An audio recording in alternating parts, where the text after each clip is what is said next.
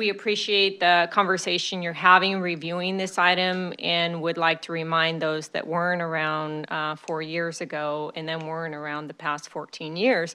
This was an item that was kicked around, and this was an item that CTA soundly rejected, and those that believe in retirement security for our members soundly rejected, because these discussions are not in the best interests of our educators, which is why the legislature and the governor said this is not a prudent discussion. We need to make sure that we put together a comprehensive package that developed into AB 1469. So we are somewhat concerned of the timing of why you're wanting to have this discussion, and we think that it could provide confusion for legislators and those that aren't familiar with the fact that this is an old idea that was rejected in the past. We would continue to reject this discussion in the future.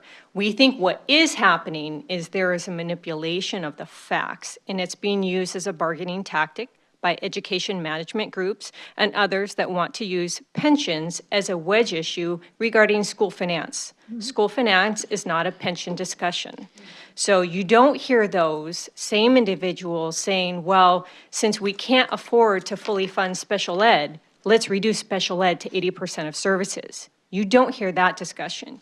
You don't hear a discussion about eliminating transportation because we're not funding it appropriately. You don't hear a conversation about shutting off the lights because we're not funding utilities appropriately. But somehow when it comes to securing the trust and retirement security of our educators, people think this is an appropriate discussion. And those that want to have that discussion need to understand it is simply a tactic to eliminate defined benefit, and that's how we will view the discussion. So we hope that we will use the vast amount of resources and information that you have to help the legislature and others that want to utilize pension security as a wedge issue in order to help to promote defined contribution. We hope that you will help to educate them as to what's really going on. The real issue is that we need to continue to support implementing and moving AB 1469 forward and stay the course while educating the legislator and others that weren't around for those discussions that this is really about funding education appropriately. And even though we fully funded the local control funding formula, that does not mean in any sense of the case that we are providing adequate funds for public education.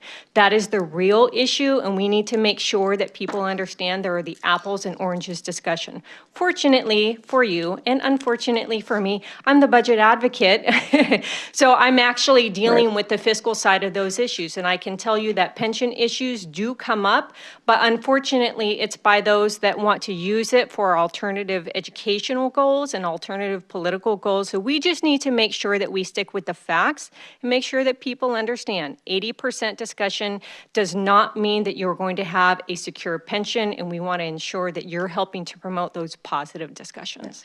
So Jen, one of your questions was you didn't understand why we're talking about it today.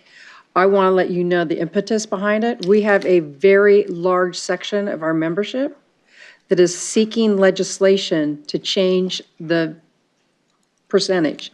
So this is in direct response to that, and I appreciate the fact that you're there and you're gonna, you're gonna be fighting for the same thing that we think is important, but it's in direct response to a threat that we felt could be credible. And we believe that those threats are credible, which is why we would like to encourage your staff to work with us collaboratively so we can work together to help to steer those conversations in a different direction.